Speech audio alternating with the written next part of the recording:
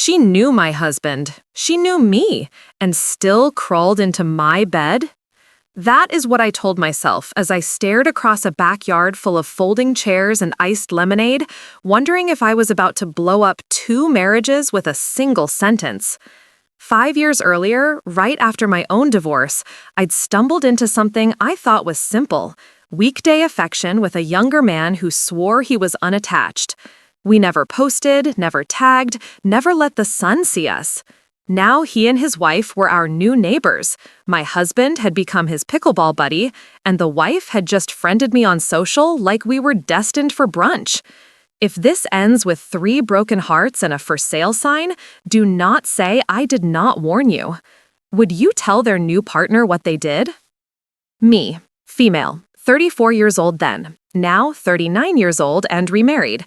I met him at an outdoor art crawl, that kind of humid summer night where the smell of kettle corn and wet pavement makes you feel 15 again. He was 26 years old, tall, shy smile, hands always in his pockets. We traded numbers by the pretzel stand. I was honest from the jump. I was not ready for a relationship and would not be again for a long time. He laughed, said he felt the same, said Tuesdays were best for him because of his route. He sold commercial espresso machines around the city.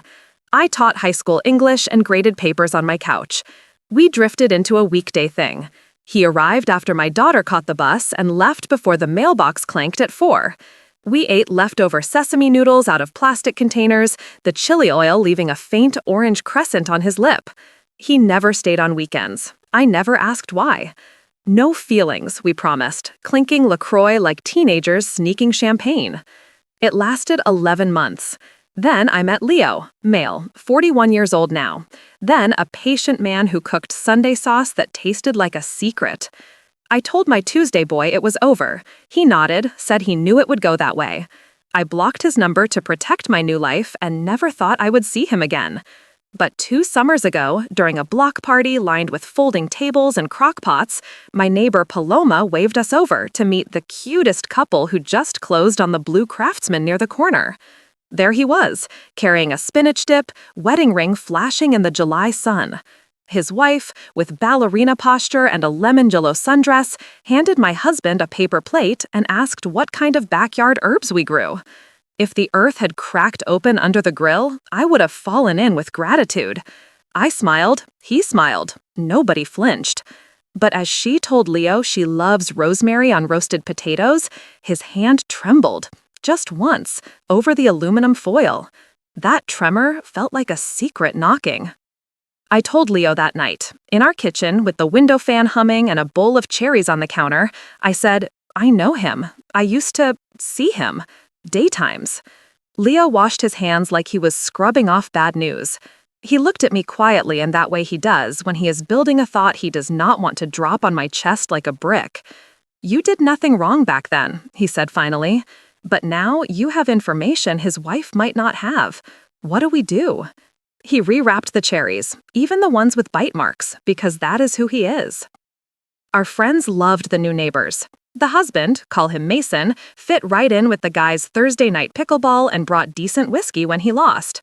On Sundays, we rotated potlucks. My go-to John Wings became a neighborhood rumor. His wife, call her Nicole, brought lemon bars dusted with powdered sugar that made your teeth squeak. She was warm, maybe too warm. She hugged long. She asked unblinking questions, like we were already old friends trading birth stories. When she friended me on Instagram, I scrolled and paused on an anniversary post. 8 years down, forever to go. 8 years. I counted on my fingers like a child. 5 years ago, I had been the Tuesday afternoons. If the math is a lie, the lie sits in someone's mouth. Is betrayal the ultimate form of disrespect? I started noticing other little things. At one Sunday potluck, when Leo mentioned we were redoing our deck, Nicole smiled and said, "Your side gate always sticks in the heat." I had not mentioned the gate.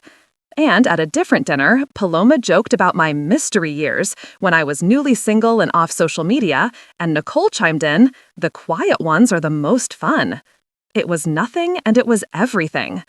Meanwhile, Leo kept repeating, "We cannot assume. Maybe they were on a break. Maybe they had rules." We put the question in a drawer. it would not stay closed. The drawer burst open at our housewarming in early fall. All the neighbors arrived with orchids, wine, and a welcome mat that said, "Hope you like dogs," though we did not have one yet. Someone put on a playlist that kept drifting into late 1990s hits, and the smell of garlic knots filled the kitchen. I was refilling ice when I heard Nicole on our back patio saying, "The jacuzzi nook is the best part of this yard. Complete privacy behind those cedar panels. I love the way the morning light hits, like a postcard." Leo had not given them a house tour yet. Only 3 people knew about the cedar panels: me, Leo, and the contractor named Guy, who wore ankle socks in every season. I looked at her, at Mason, at the basil leaves shivering in the fall breeze. The patio went quiet, like a choir holding breath. Paloma caught my eye from across the grill and mouthed, "What?" "Have you been back there?" Leo asked kindly, too kindly, like a man asking a suspect if they would like a glass of water.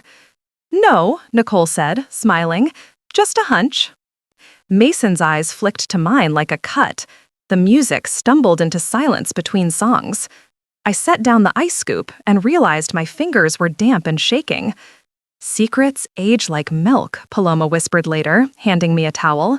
It was the first one-liner of the night. I made a plan, not revenge, clarity. After everyone left and the house smelled like spilled beer and citronella, I texted Nicole, "Coffee? Just us?" We met at a cafe that roasts beans in-house, the air thick with bittersweet smoke, the hiss of milk wands covering up what people really say to each other. She wore a soft gray sweater and no wedding ring. She said she takes it off when she lifts weights. I asked bluntly because subtlety is a privilege for people without facts burning holes in their pockets. "Did you and Mason have an open relationship 5 years ago?" Her eyes flashed, then softened. "Are you talking about the girl he used to see during the day?" she asked. "I knew about her. I thought she was married." She stirred her latte like it was soup. "Were you—" I said yes. She nodded once, like she had always suspected but hoped she was wrong. "We were complicated back then," she said. "Mason traveled a lot. We had rules. No overnights, no feelings, no neighbors." She laughed without smiling. "I guess we were not as clear as we thought." "Why move next door to me?" I asked. "Why insert yourself into my Sundays?" "Because," she said, and here came the twist like a door slamming in an empty house, "I thought if I could be your friend, I would stop hating you. And if he could be his friend," she meant Leo, "maybe I would trust him more. It is easier to forgive a person you can invite to brunch." I stared at the croissant between us. It looked like a tiny moon, cratered by someone else's teeth. "So this was an experiment?" I asked. "You moved your marriage next door to the problem to see if it would hold?" "Do not flatter yourself," she said softly. "We loved the house." Then she added, "And I needed to see if you would confess." The castle's bell jingled as a woman left with a bag of beans, the door letting in a breath of October. I realized I could either detonate the block or walk away with my life intact, both options equally courageous and cowardly. Should I feel guilty about my choice? I told Leo everything again that night, adding the new edges. He made cacio e pepe, and the cracked pepper fogged the kitchen air. We talked in quiet voices because my daughter was upstairs finishing a diorama of a volcano out of papier-mâché. "Tell Mason," Leo said finally, "not to punish, just to give him the same information we have." I thought of Nicole's lemon bars, of her confession that forgiveness is easier with friends, and of the way my Tuesday boy, Mason, used to leave a crumpled receipt on my counter every Tuesday, a little trail of ordinary. I texted Mason, "Walk with me tomorrow morning." We met at 6 a.m., when the neighborhood smells like sprinklers and newsprint. He kept his hands in his hoodie pocket. "Nicole told me," I began, "about your rules, about me, about the way she hates me less when she knows how I take my coffee."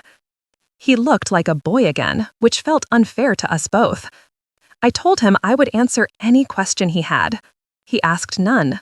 He just stared at the dew beating on the grass and said, "I told her you were married back then. It made it feel less like cheating." My stomach dropped like the first second of a roller coaster. "I was not," I said. I was very, very divorced. He swallowed. I remember your fridge magnets, he said. The ocean one from Cape May. It sounded like a love poem until it felt like a knife. We have to tell Leo everything, I said. He nodded. Because Leo already knew. Because my life is built from the kind of truth that hurts, not the kind that curdles.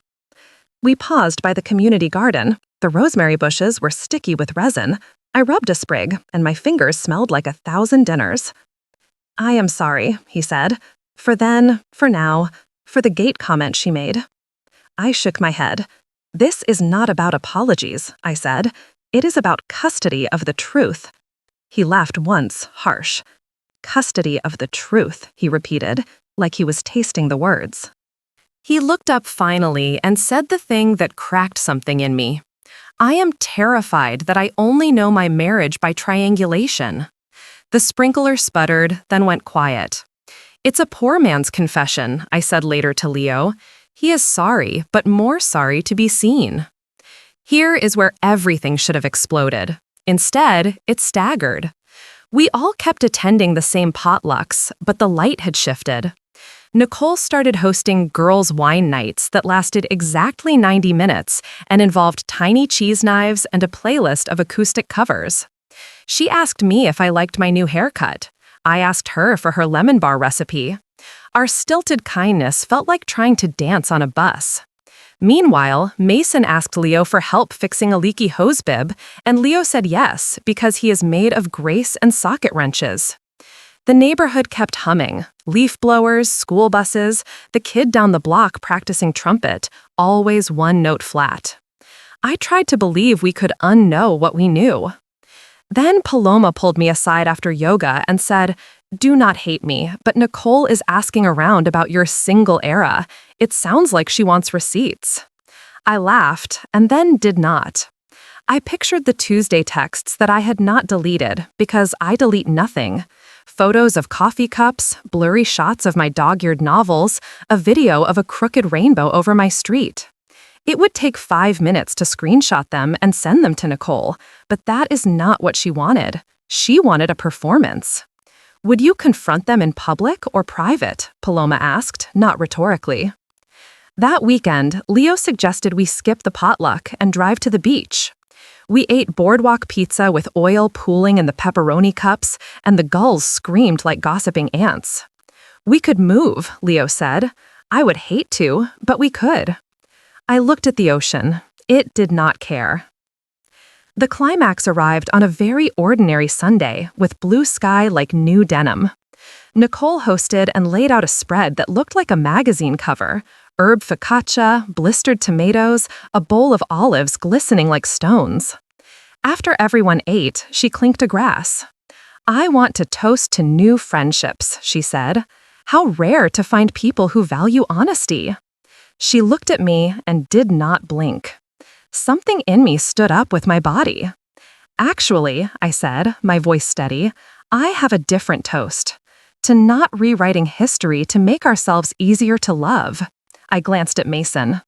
5 years ago, I was told we were all single. We were not. I cannot change that. But I also cannot participate in a script where I am the villain and the wife is the director and the husband is the narrator. We all wrote this. The room went thin and bright, like the instant before lightning. Mason set down his beer. "Nicole," he said quietly, "please stop." She kept smiling, which is its own kind of weapon. "I just want the truth," she said. "Do you?" I asked. "Because the truth is messy, and it does not care about your lemon bars." People shifted. Paloma reached for my hand under the table like a mother at a crosswalk. Mason stood up. "I lied," he said to the room, nodding toward me, toward Leo, toward his wife. "I lied to her," he meant me, "about being single. I lied to you," he meant Nicole, "about who she was. I lied to myself, which is boring and toxic." He exhaled like he had been holding his breath since he was 26. "I am done." Nicole's face crumpled, then smoothed. She turned to me. "You could have kept quiet." I nodded. "So could you." The room buzzed, the refrigerator humming, someone's bracelet clinking the table, the basil plant on the windowsill releasing scent as the sunlight moved. Is cheating about love, lust, or disrespect? I wanted to ask out loud, and did not. Instead, I asked the question that felt like a door we could walk through or not. Would you tell their new partner what they did? I repeated, eyes on Nicole, on the room. Mini resolution. Nobody moved out. No plates shattered. Mason slept on their couch for a week, then 2, then he came over to ask Leo about a therapist. Nicole stopped attending girls' nights and started jogging at dusk, ponytail swinging like a metronome.